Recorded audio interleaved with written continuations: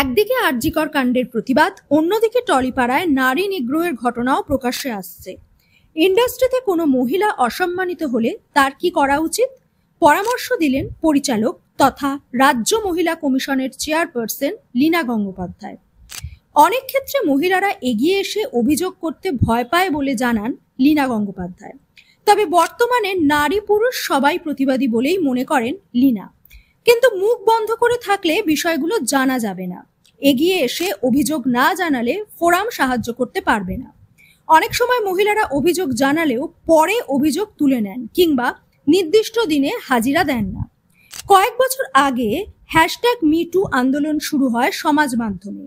লীনা বলেন, সমাজ মাধ্যমে জানালে জনমত তৈরি হয়, পক্ষে বিপক্ষের মত আদান প্রদান শুরু হয়, কিন্তু ন্যায় বিচার পাওয়া যায় না। তাই নির্দিষ্ট ফোরামে অভিযোগ জানাতে হবে। যার উপর নির্যাতন বা নিগ্রহ চলছে তার তো কোনো লজ্জা নেই, লজ্জা তো থাকা উচিত সেই পুরুষটার। সম্প্রতি টলিপাড়ায় এক পরিচালকের বিরুদ্ধে মহিলা কমিশনে অভিযোগ দায়ের করেছেন এক অভিনেত্রী। টলিপাড়ায় আর্টিস্ট ফোরাম বা ফেডারেশনে অভিযোগ জানালেও প্রয়োজনে মহিলা কমিশন হস্তক্ষেপ করতে পারে বলে জানালেন পরিচালক।